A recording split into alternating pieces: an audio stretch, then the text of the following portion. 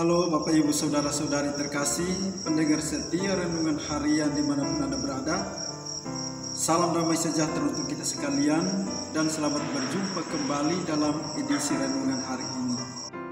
Saudara-saudari terkasih, hari ini Selasa 21 September 2021, Pesta Santo Matius, Rasul Penginjil.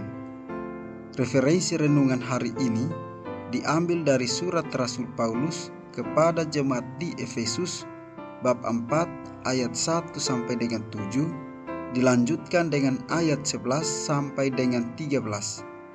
Dan bacaan Injil diambil dari Injil Matius bab 9 ayat 9 sampai dengan 13.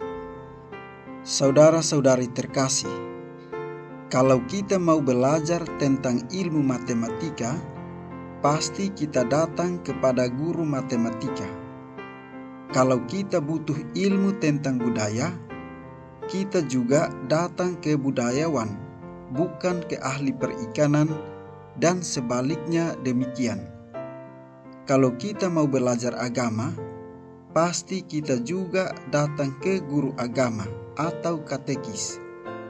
Jika kita mendengarkan dan merenungkan kisah Injil pada hari ini, ada sesuatu yang amat unik. Matius merupakan seorang kepala pemungut cukai, sepertinya tidak ada hubungan dengan suatu karya pelayanan. Padahal sebenarnya pada saat itu banyak ahli kitab Taurat dan semestinya pekerjaan mereka lebih linear dengan tugas pewartaan. Sebagai seorang pemungut cukai, Matius mungkin keahliannya ada pada bidang perpajakan atau tata negara. Oleh karena itu, kita merenungkan panggilan Matius ini melalui cara pandang Tuhan yang melampaui segala keahlian dan cara pandang manusia. Kita merenungkan lebih mendalam bahwa di hadapan Tuhan, setiap orang memiliki hak yang sama untuk mengikuti panggilan Tuhan dan memperbarui hidup. Saudara-saudari terkasih, ada dua hal yang bisa kita renungkan dalam panggilan Matius Rasul ini. Yang pertama adalah mau mendengarkan dan menanggapi panggilan Tuhan. Sebagai kepala pemungut bea cukai, Matius tentu saja memiliki jabatan yang strategis. Dalam hal ekonomi, dia pasti berkecukupan dan mempunyai banyak bawahan. Fenomena yang ajaib adalah ketika Yesus mengatakan, "Ikutlah aku." Matius tanpa pikir panjang dan langsung mengikutinya. Apakah Matius berpikir bahwa ketika menerima dan mengikuti ajakan Yesus ini, hidupnya akan lebih makmur? Belum tentu.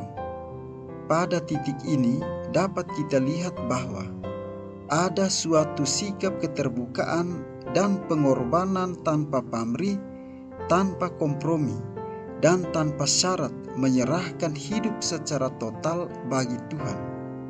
Yang kedua ialah mau diubah. Yesus berkata, "Yang aku kehendaki ialah belas kasihan dan bukan persembahan. Karena aku datang bukan untuk memanggil orang benar, melainkan orang berdosa." Orang yang mau hidup dalam panggilan Allah adalah orang yang mau diubah cara hidupnya. Ada suatu titik perubahan, yaitu dari situasi tidak baik atau berdosa menuju ke arah meninggalkan dosa dan hidup secara baru.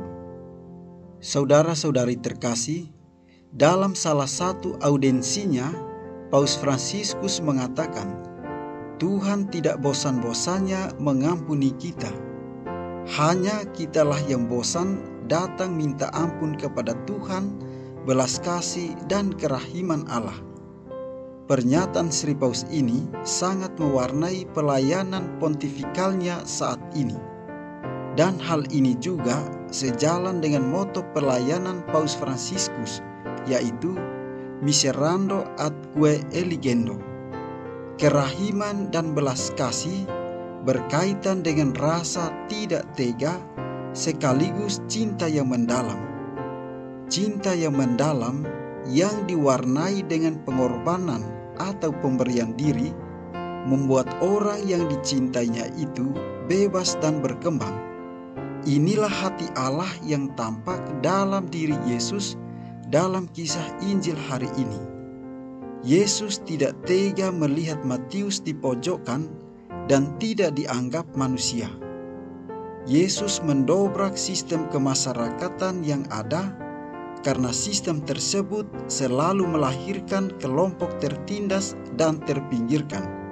Saudara-saudari terkasih, tindakan Yesus memanggil Matius pemungut cukai itu dan makan bersama menjadi bentuk kritik dan sekaligus menunjukkan bahwa tawaran keselamatan Allah berlaku untuk semua orang. Oleh karena itu, siapa saja boleh turut serta dalam karya penyelamatan Allah. Syaratnya adalah kerelaan untuk bertobat dan hidup dalam kasih Allah. Dalam hidup, orang yang sudah terpuruk sering malu untuk bangkit. Ada yang malah menyembunyikan diri. Mari kita cari dan rangkul mereka. Justru orang-orang seperti merekalah yang membutuhkan kasih dan perhatian.